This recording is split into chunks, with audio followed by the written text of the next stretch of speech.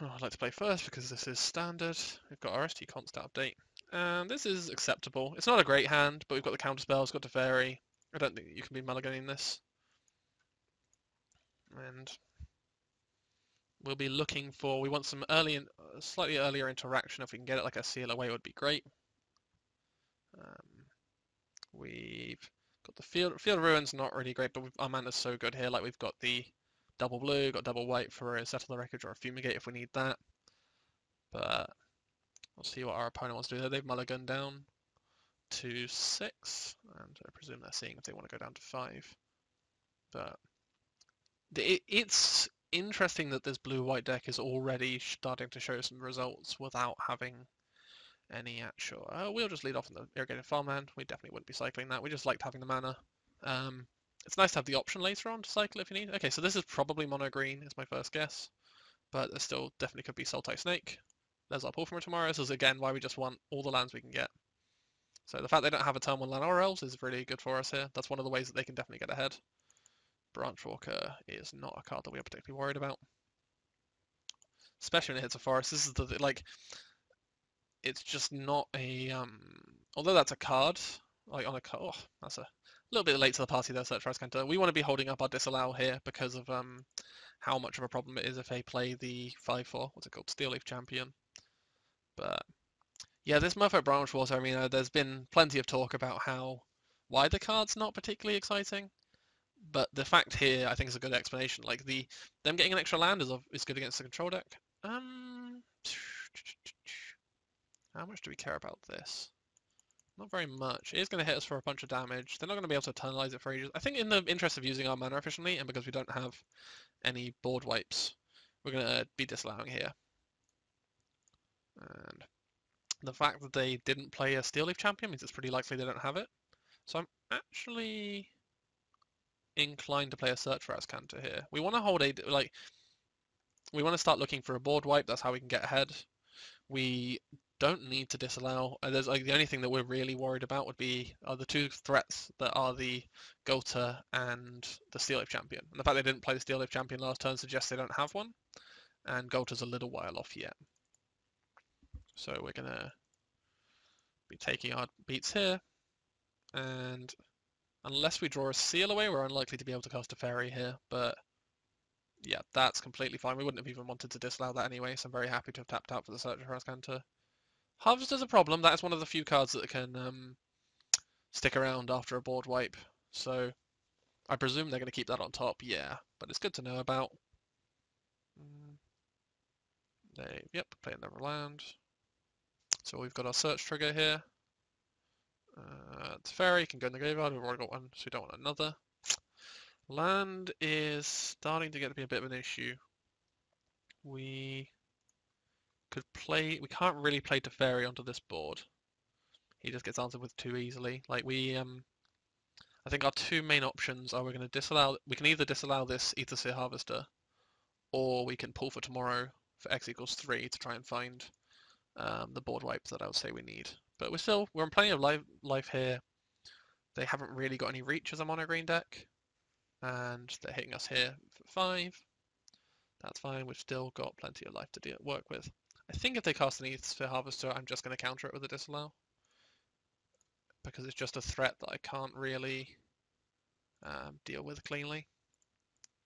And then we're hoping to find a Settle the Wreckage or a Fumigate, but we'll see how it goes. We're also happy to keep casting cards because we want to get our Search for Azcanta flipped. And that Hash of Oasis is actually a great target for our Field of Ruin, so it's good that we've been holding it in hand. I'm going to put the Negate in the graveyard. Despite the fact it's quite good against Seal Away is excellent. In fact, that actually incentivizes me to... Yeah, I think I'm just going to play Teferi here. Like, we're going to have a mana untap. Our opponent's going to have something to deal with it. What I might do... It's awkward. It's a tad awkward against a Blossoming Defense is the only issue. But if they if they have to attack with both their creatures, we'll untap our lands in the end step. Yeah, this is alright. So the way that this is going to work is we'll untap our lands. We could activate on the. We don't want to use the Field Ruin on the Hash Up Oasis quite yet, but we will untap it because our opponent might interpret that as meaning that that's what we're going to use our mana for. So they might be rushing to use their Oasis.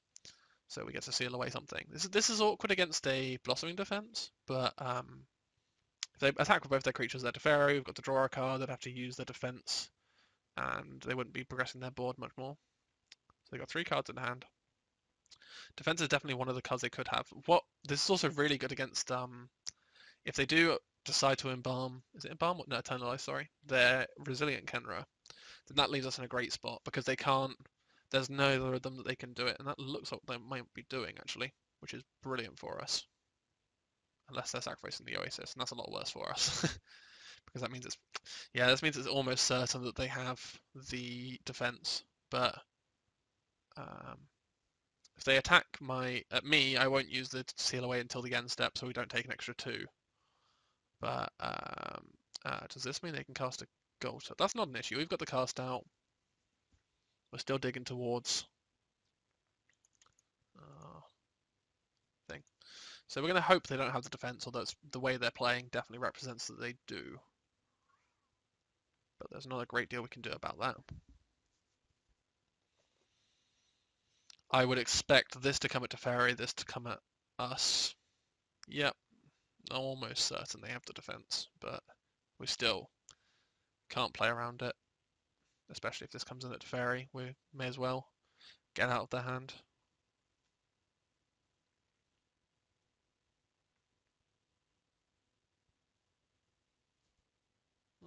I think our opponent's considering whether they want to attack us, which I would be very happy with. I think that works out very well for us.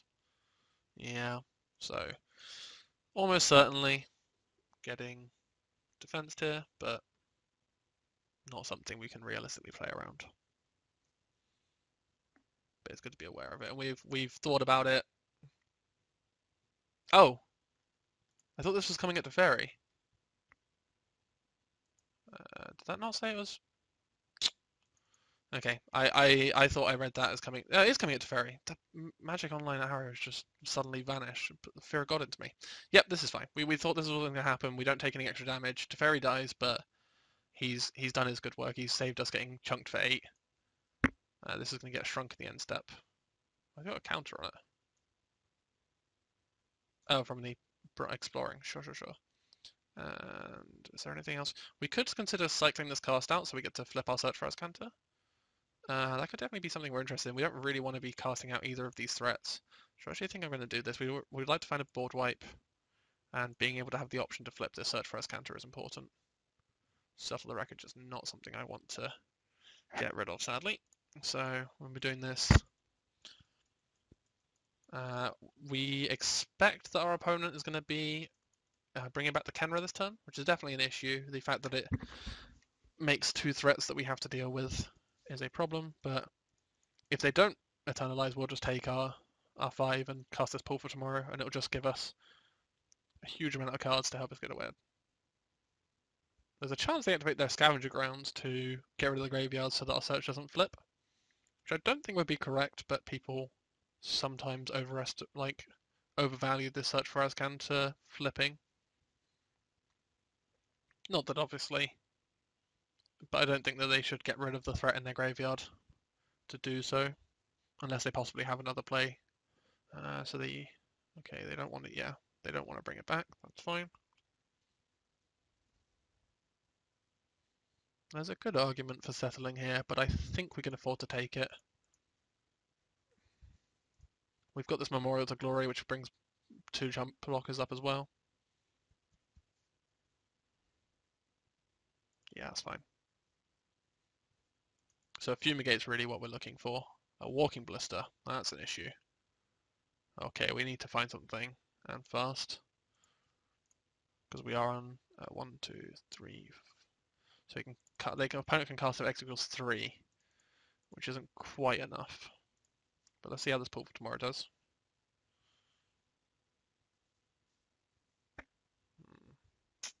That's not ideal. We get to flip our Search for Azcanta though, and that gives us another look.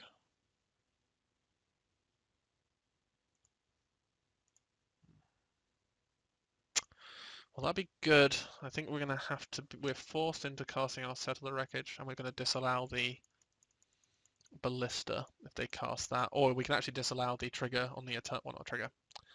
The ability of the Eternalize. I think if our opponents...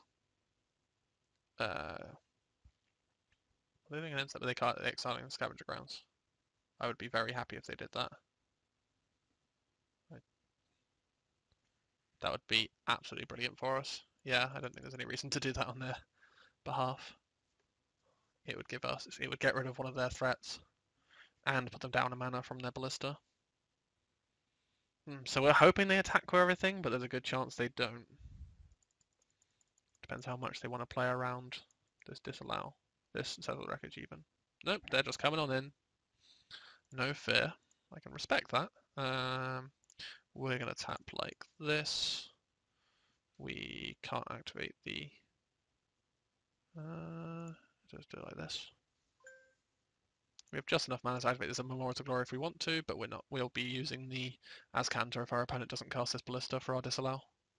They may choose not to cast it on the grounds that this is a now. If they don't expose it to a removal spell, this can just be a lethal threat, but I think they are going to go for it.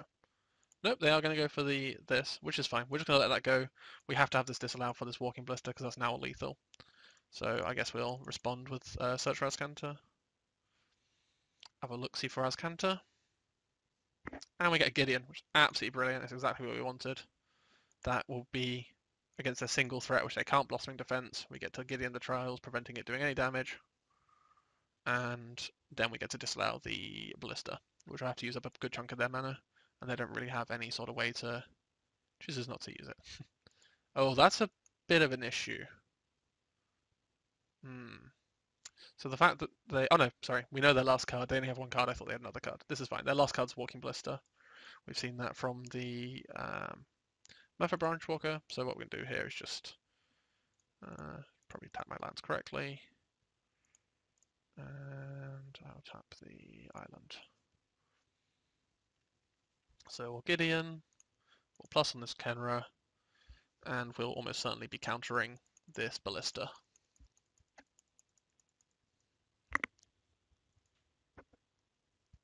Assuming that our opponent plays it. So we're in a good spot. I mean, it may not look like we're in a great spot, only 4 life, but we've got the Azcanta going, we've got the Fumigate is an important one because our opponent required to, in the presence of this Gideon, keep playing threats. Resilient Kenra, I do not mind about that one. That is fine.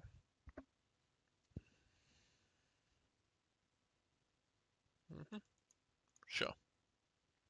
If they don't play anything, I'll just cast another Pull from Tomorrow for 4. I think it's a little more effective than playing Azcanta. I've only revealed the Gideons. They don't know I'll play a counterspell, but they're playing around one.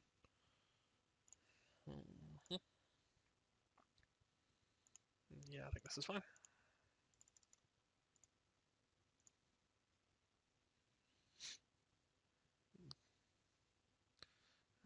This Essence card is great. This Gideon's actually not so good, so I think I'm going to pitch that. I want the lands, just being able to have more mana so I can do more things in a turn is great.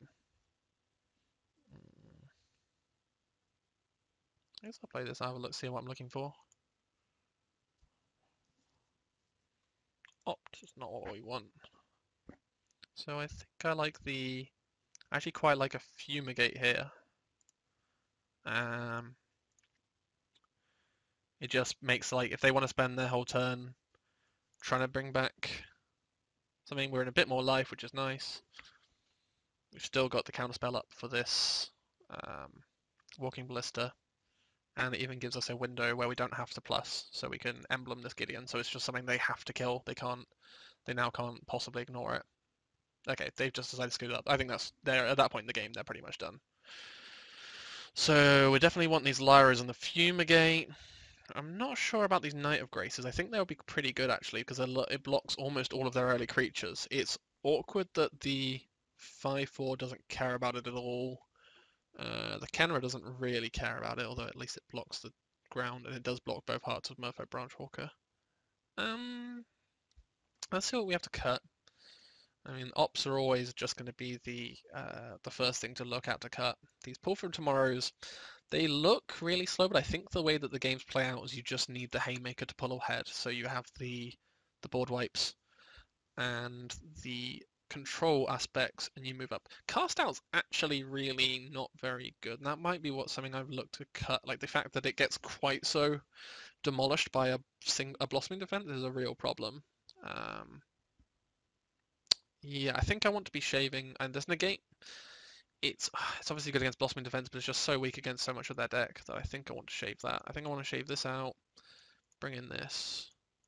And actually, so the ops aren't great, but the fact that they can help us find our fumigates is good. When I'm going to lower my curve a little bit when I'm cutting these cast outs for these Knight of Graces. Can I shave a land? I probably shouldn't do that, actually. I kind of want to find space for this Supreme Will because we just want another way. Although, cutting all our cast out does mean that they have the Golter can be an issue. We might not have enough ways to go Golter. We'll have these Fumigates. Teferi kind of deals with it by itself. Gideon can kind of deal with it. Oh, we have all the seals away as well. Yeah, it's fine. There's the Essence Scatter. I think I'd like another Essence Scatter in the board, possibly. Sideboarding of a control deck is definitely something that takes a while to be able to do correctly. I think because we have specific cards. Maybe I'm just going to bring in. It feels like a single Knight of Grace doesn't really. We don't not have very high chance of having it early on. So I think I either want a Supreme Will or a Cast Out, and on the draw I like the Supreme Will as a slightly cheaper interaction. So we'll go with this.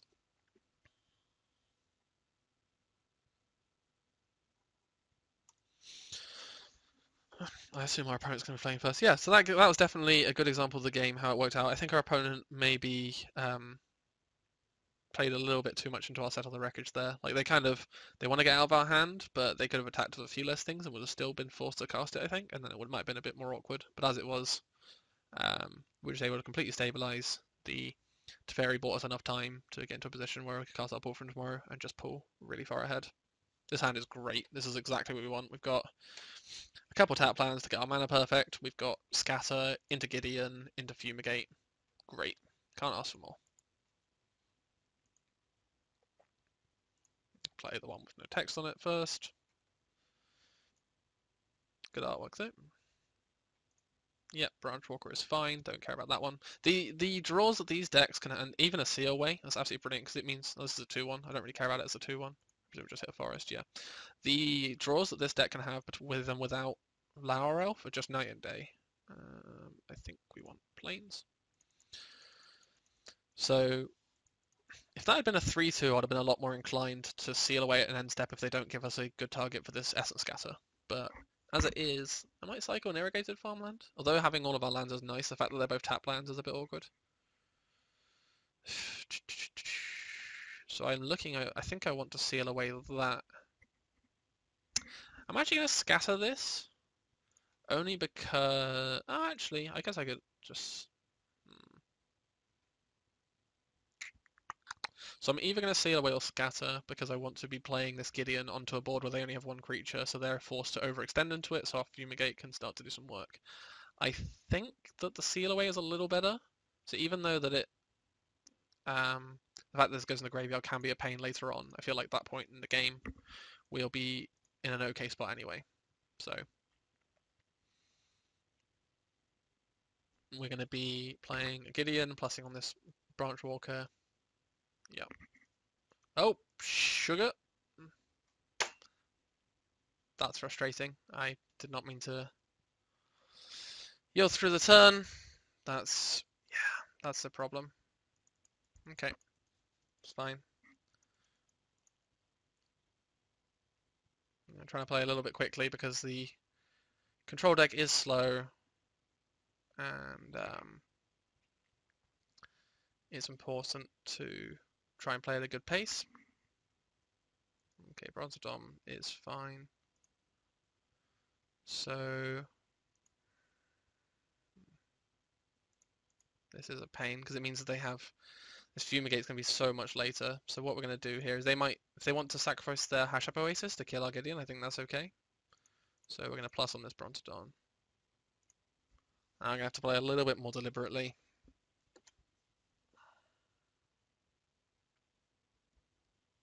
So yeah, our opponent has the choice of sacrificing the Hash Oasis and the rest of their turn to kill our Gideon, which puts us in an okay position. Ah, that's unfortunate. Another Resilient Calendar also does the job, and cleanly as well, but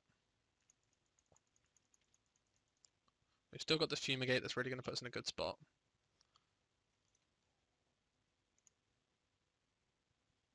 Oh, wow. Okay, well.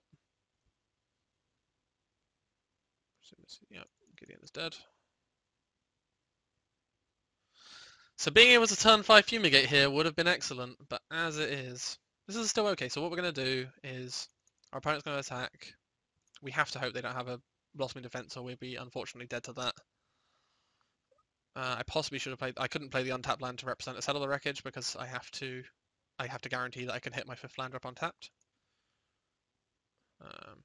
Hopefully they tap out for a Resilient Kenra here. Ronus the Indomitable. Okay. Nope. If their last card is exactly a Blossoming Defense, we're in real trouble, but hopefully not. Although I just realized I think that the way this trigger works is that if they kill it in response to the trigger, it won't actually ever, the Golza won't ever actually go out of play. I hit the Blossoming Defense anyway. Okay. That's really unfortunate about the missing a turn, but I think that even so, this Ronus would have presented a real problem because we would have fumigated and they'd still be left with, they could bring this back, attack with this as a 9/9, even in the post-fumigate. So it would have been a lot closer, but okay, the last card being defense is going to be a difficult one to beat. I think we actually definitely want these cast outs back then, now that we know that they have Ronus. We can shave a Supreme Will for 1. Shave 1 pull for tomorrow and 1 opt.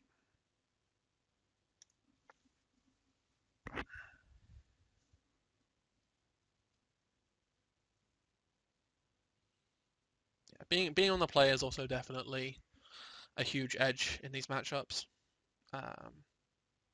Being able to just play your Settle or Fumigate a turn earlier really can be all the difference.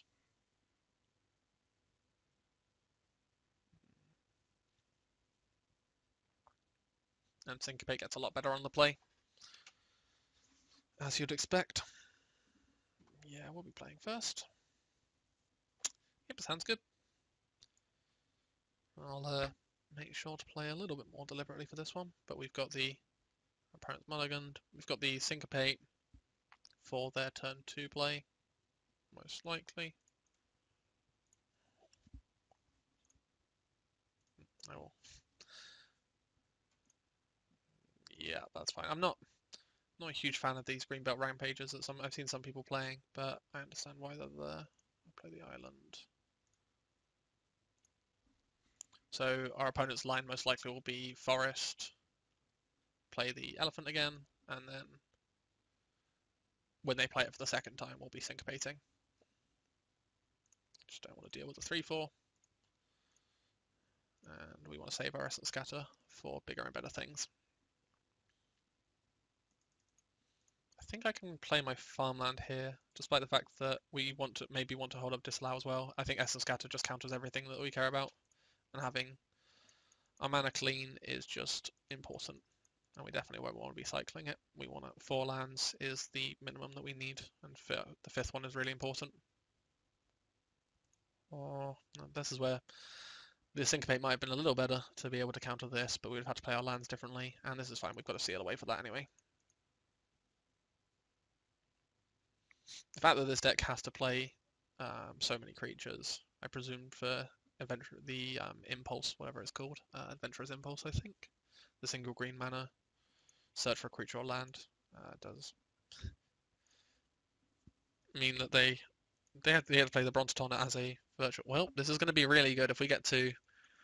Hopefully, this turn involves a scatter and a seal away, and we just need to find a few more lands. But we'll be looking to seal this one away. We'll do that in end step. There's no reason to take the extra damage if they do have a Blossoming Defense, which is pretty likely. And it might mean that they sequence their plays a little differently. And we're still having the Disallow if they do have, like, some of these lists play Calm. We don't mind about the Birch Walker. That's fine. Okay, and that's something that we definitely want a answer for. That's staying there. Sure. And we're going to try and seal this away in end step.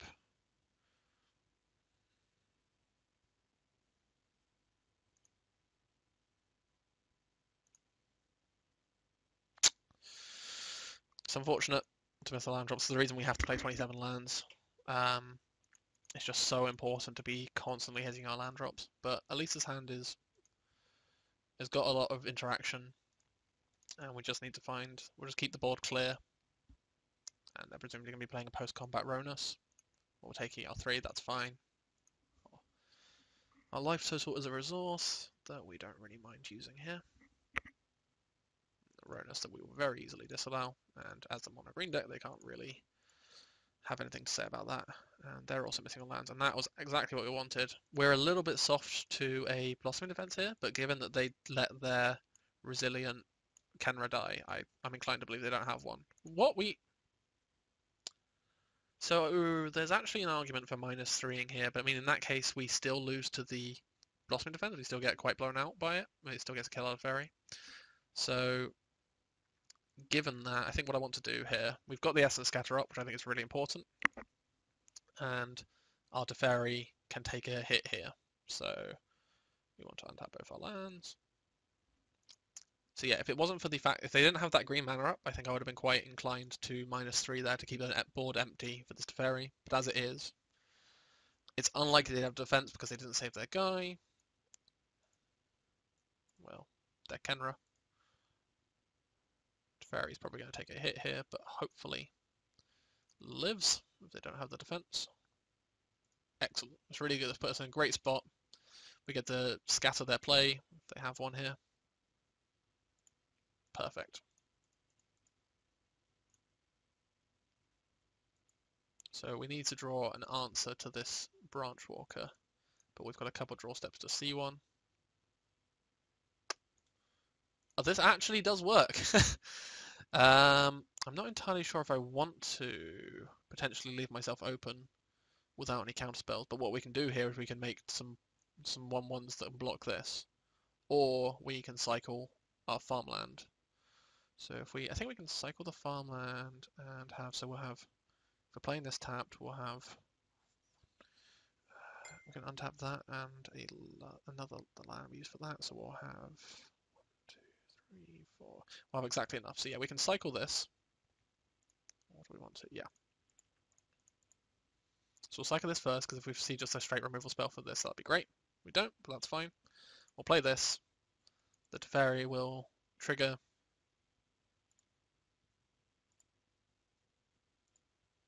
To untap them. And we get to have some 1/1 blockers to keep Teferi alive. Our options are we can either try a double block, or we can just chump. I think we're going to go for a double block. Try and clear the Branch Walker out of the way. Yep.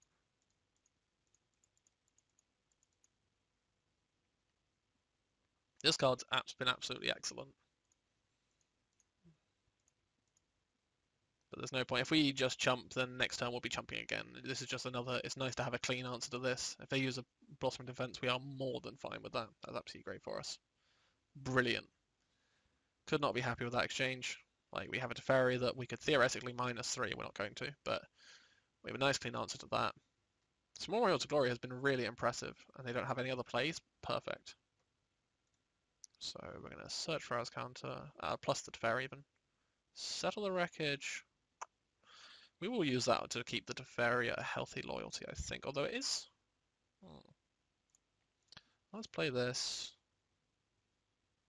Play an island, so we have enough mana for our Settle the Wreckage if we do want to use it. I think we'll just let Teferi take the first hit and hold up our disallow. Get to untap our lands. Get to hold up both disallows, in fact. This Teferi's so good. I've been exceedingly impressed with this card.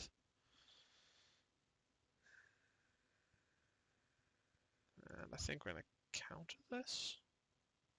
Yeah, I don't want to have to... We've still got another disallow up, and I just don't want to let our opponent get into a board position where they can threaten this Teferi, because then I'm forced to use the Set of the Wreckage on this particular Branch Walker, which otherwise I'm not pretty fussed about. I'll counter a Blossoming Defense here, obviously, if they do have one. But I'll settle our Search for Azcanta if we choose to put the card in the graveyard, which we almost certainly will. We'll be able to flip, which is actually a quite good combo with Teferi. You can tap the Azcanta to look. So what we got there? Zeraphim Void, very easily go in the graveyard. Yes, we'll transform. And now we're in a great spot, absolutely brilliant spot. So what we're going to do here is we'll draw a card first, I think. Okay, another Teferi is good to have the backup.